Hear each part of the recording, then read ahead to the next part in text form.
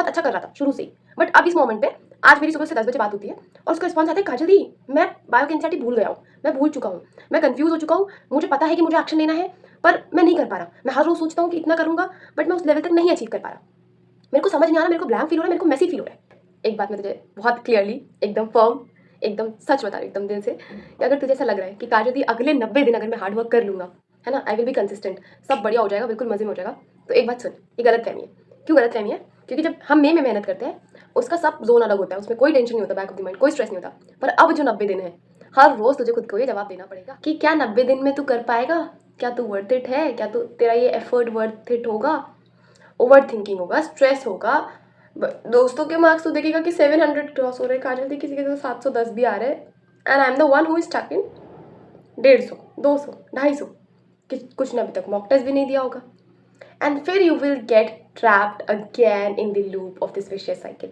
But remember one important thing again, कि जब जब कॉन्शियसली तू खुद को ये याद दिलाता रहेगा कि इट्स ओके, मैं तो पहले से एक्सेप्ट कर चुका हूँ काजल दी कि next 90 day is not going to be easy. ऐसा नहीं है कि कोई पहाड़ गिर जाएगा, कुछ बहुत ही डिवास्टेटिंग होगा, नहीं, डिवास्टेटिंग इस सेंस में होगा कि तू पढ़ेगा फिर भी कॉन्फिडेंस नहीं रहेगा, तू मॉक टेस्ट देगा मार्क्स नहीं रहेगा, तू सिलेबस कंप्लीट करेगा रिवीजन नहीं होगा, तू मोटिवेटेड होगा तुरंत ऑन द स्पॉट डीमोटिवेटेड हो जाएगा, मतलब mood swing at peak. But understand one important thing, बस खुद को ये बार बार समझाना, हर रोज समझाना, हर रात में समझाना, हर मॉर्निंग में समझाना कि it's okay, it's normal, it's obvious. जिस प्रेपरेशन के लिए मैं अपने दिन रात लगा रहा हूँ, जी जान लगा रहा हूँ, जिस प्रेपरेशन के लिए मैं पता नहीं मैंने कितना कुछ लूज किया है, उसके लिए ये थोड़ा बहुत अप डाउन होना माइंडसेट का, थोड़ा बहुत मेंटल हेल्थ का फ्लक्चुएट होना इज़ वेरी कॉमन।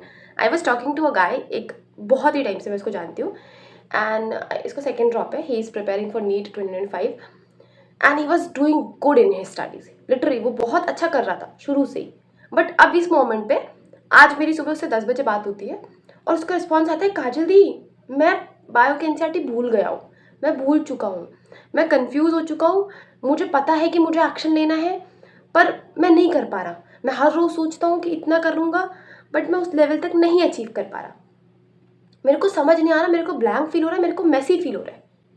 तो इस बात के लिए तुझे दो इंपॉर्टेंट चीज़ जो तुझे इस प्रॉब्लम से परमानेंटली निकाल सकते हैं, सबसे पहला इंपॉर्टेंट चीज़ वो ये कि अपने टाइम का ट्रैक रखो। टाइम कम नहीं है, जो आवर्स तुम्हारे पास अभी भी है अगले 100 डेज में वो कम नहीं है। अगर तुम 100 डेज कैलकुलेट करो और 14 आवर्स अगर पर डे दो तो 1400 आवर्स है डायरेक्ट स्ट्रेट, समझ। 1400 आवर्स बहुत ज़्यादा आवर्स होते हैं। दूसरा इंपॉर्टेंट चीज़, एक चीज़ जो तुझे समझना है वो ये, जो मैंने उसको भी सजेस्ट किया कि पेपर में लिखो।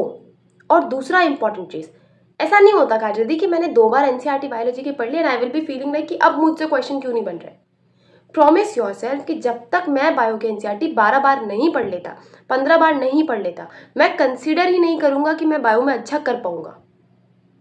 पर उसके लिए फिर एफर्ट्स चाहिए। और ये जो कंफर्ट जोन वाला सीन रहता है ना कि काजल दी मैं करना चाह रही हूँ, मैं नहीं कर पा रही हूँ, तो अगर ये तुमको इतना मोटिवेट नहीं कर पा रहा कि काजल दी अगले 90 दिनों बाद 90 दिन ही बच गए एग्जाम के लिए, तो बस एक बार क्लोज योर आइज और एग्जाम हॉल में बैठ करके वो सीन विजुअलाइज करें ना, जब तो एग्जाम हॉल में बैठा है and you are just solving question paper. Even bio जो सबके लिए नॉर्मल, हर स्टूडेंट के लिए वो इजी सब्जेक्ट होता है, आप वहाँ भी ब्लैंक पड़ गए।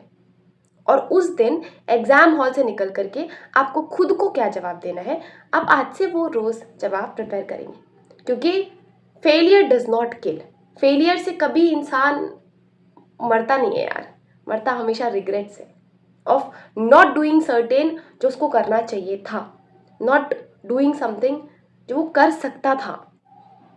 तो रिमेंबर, अभी अप्रैल आएगा, आपको रियलाइज होगा कि काजल दी अगर मुझे 1 महीने और मिल गए होते ना, आई would have done so better कि ना मेरे को चाहिए भी नहीं था जनवरी से time, I would have done the entire NEET का सिलेबस फ्रॉम फेब्रुवरी ऑनवर्ड।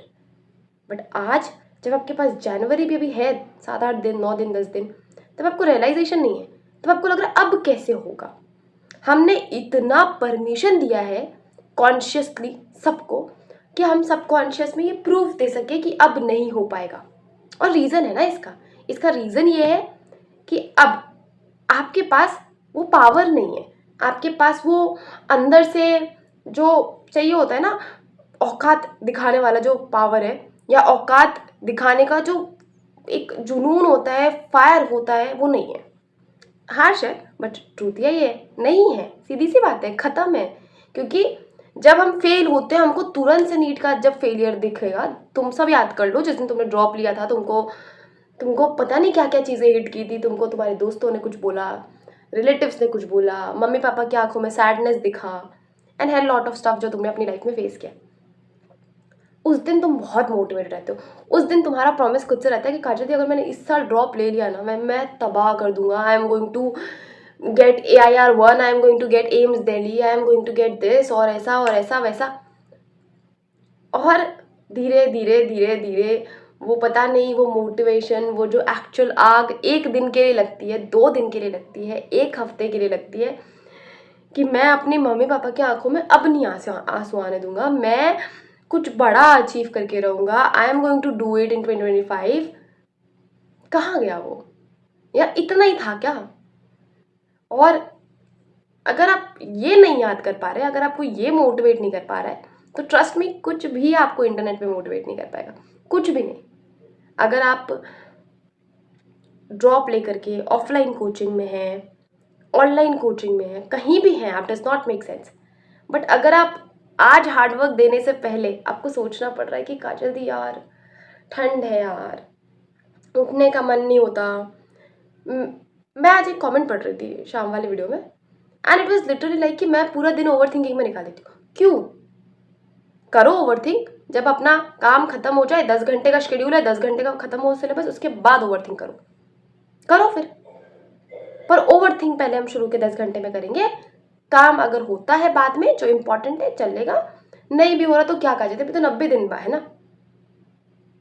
तो ये तो आप अपना रेस खुद आपने सरेंडर कर दिया है कि मेरे को मैं पार्टिसिपेट कर रहा हूँ जस्ट फॉर दी शेक कि मैंने फीस भरी है, या मैं मम्मी पापा को प्रिटेंड करना चाह रहा हूँ कि मैंने हार्डवर्क किया है। You are not doing it, सीधी सी बात है।